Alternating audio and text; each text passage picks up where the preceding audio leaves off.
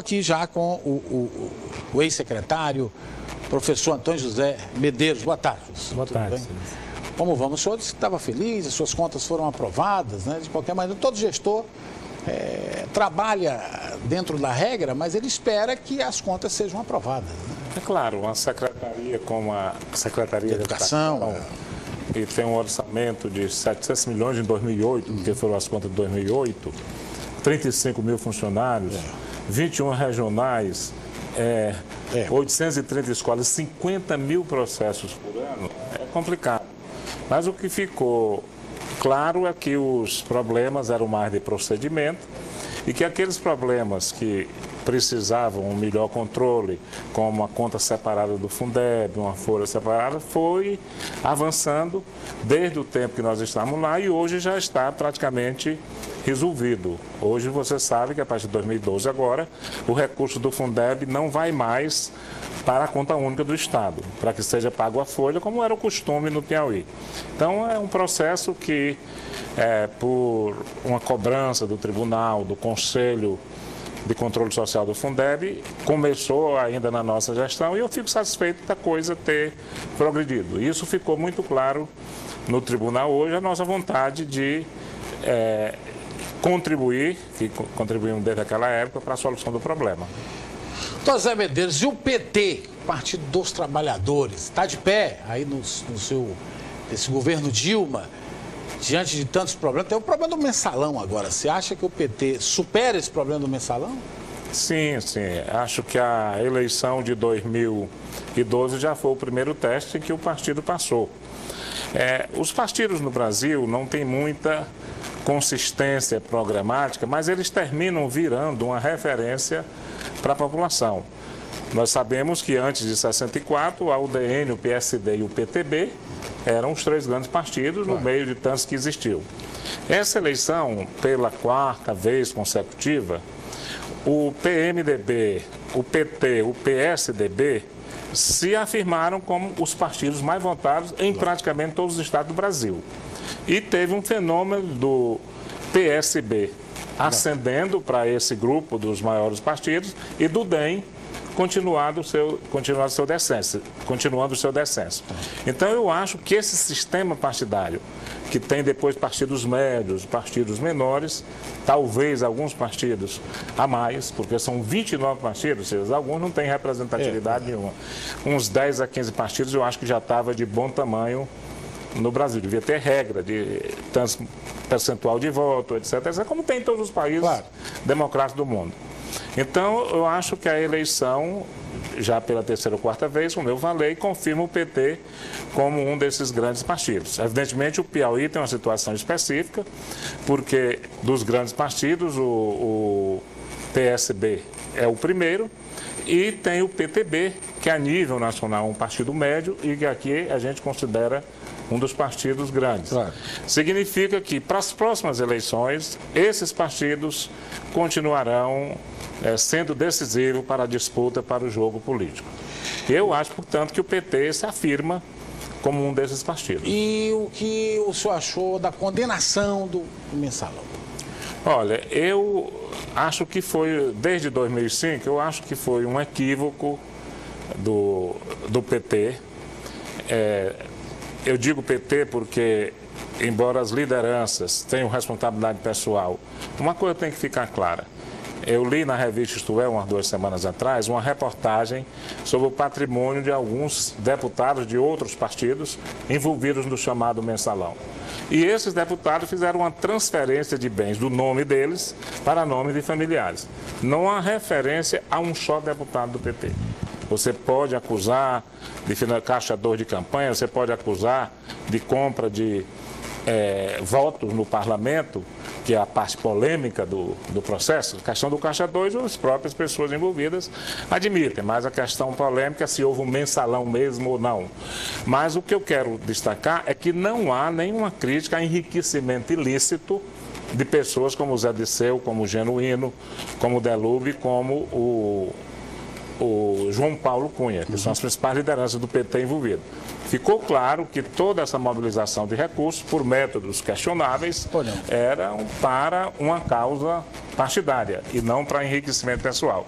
Por isso que eu acho que o PT tem que se sentir corresponsável e ajudar os companheiros a enfrentarem a situação difícil que eles vão viver.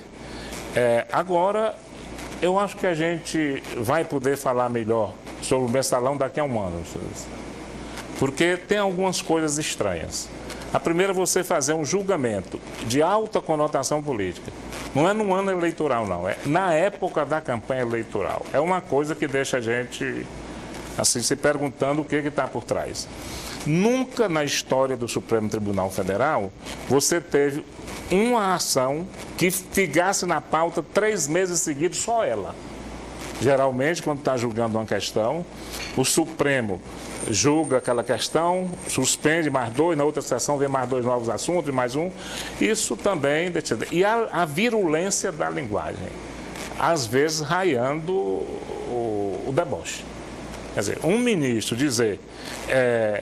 são 13 réus, por coincidência 13 é o número do PT, numa Corte Suprema, isso não pega bem. Não poderia existir disso. Chamar de bandoleiro, chamar disso, essa linguagem não é linguagem de ministro, não é linguagem de sentença. Então, todas essas coisas levam a gente a perguntar, será que ao invés de estar querendo ser tecnicamente justo, ao invés de estar querendo consertar a coisa, não tem nenhum preconceito e uma posição política clara contra o Partido dos Trabalhadores? Eu acho que vamos precisar de algum tempo para responder essa pergunta. Vamos agora para o PT politicamente. Nasce aí um emergente, o PSB. Há uma promessa de uma união com o PSDB a nível nacional para enfrentar Dilma nas próximas eleições. Olha, evidentemente foi o partido que mais cresceu em termos de número de prefeitos e número de votos, mas você precisa entender a estatura que o PSB atingiu. O PT teve 18 milhões de votos no Brasil, o PMDB 17 e o PSDB 14. O PSB teve 8 milhões. É verdade. Então o crescimento ainda não é o crescimento que, em termos absolutos, ele passa a ter esse peso com uma grande proporção.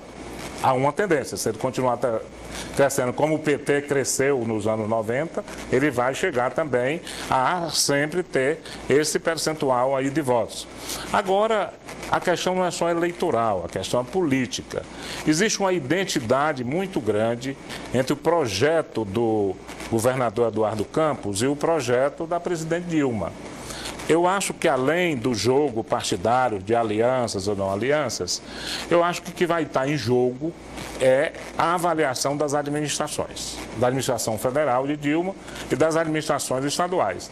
Nessa eleição, isso começou a ser aplicado até para municípios. Verdade. Você vê que as pessoas lá em São Paulo, o Russomano começou a se projetar bem, depois as pessoas começaram a ver que ele não tinha um perfil para administrador.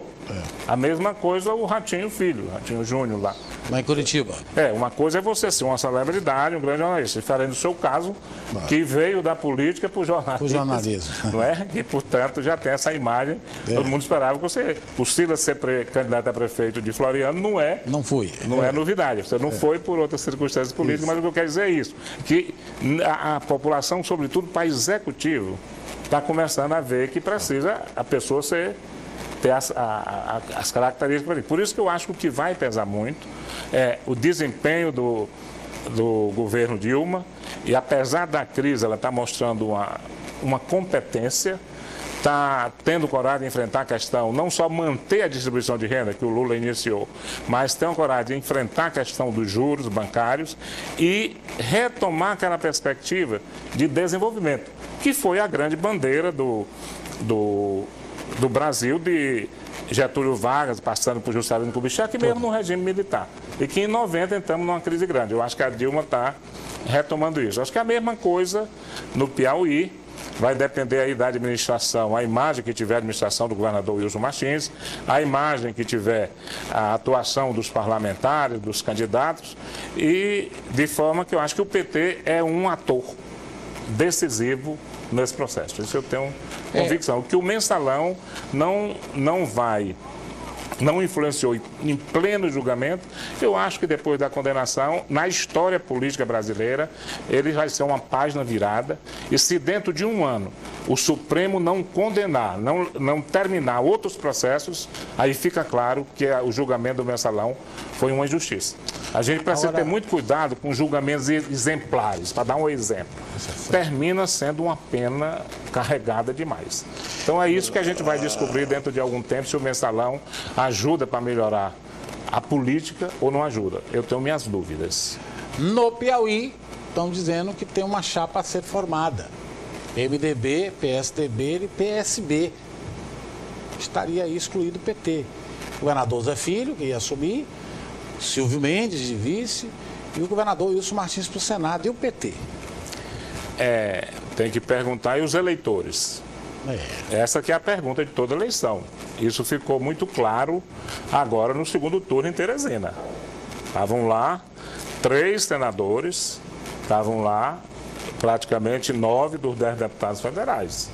E os votos, o Elmano teve um excelente desempenho, acima do que se esperava, mas não existe, nós esperávamos um melhor desempenho para o senador Wellington Dias no primeiro turno, pela liderança que ele tem. Então, cada eleição, eu acho que cada vez mais a gente tem que considerar o que está na cabeça do povo. Então, é um equívoco essa estratégia que ainda é um vício na política piauiense brasileira, de achar que a união dos chefes é que decide a eleição. Não é assim. Além de ter umas complicações. É um cenário nacional. PMDB vai ser o vice da Dilma. Tudo indica que vai continuar. Então aqui vai ser separado. Se o Eduardo Campos for presidente, aqui vai dar para estar junto? Então, é claro que cada estado tem a sua dinâmica, mas o quadro nacional também influencia. Eu queria só reforçar essa ideia. O senhor vai ser candidato a alguma coisa? Não, eu já tomei uma decisão que não é precipitada. Já em 2010, eu tinha decidido não ser candidato à reeleição de federal. Terminei sendo candidato a senador por causa de uma crise que se criou na questão da coligação, mas não tenho nenhuma pretensão de ser candidato. Não significa que não seja um militante político. O senhor pode ser o presidente do PT, por exemplo, se houver um acordo? Não, acho que nesse momento eu estou querendo mais trabalhar no lado de assessoria a políticas públicas. Estou organizando um instituto, uma ONG, que se chama Instituto Presente, e é através dessa ONG que eu vou contribuir para a melhoria das políticas públicas, tanto a nível municipal como a nível estadual no Piauí.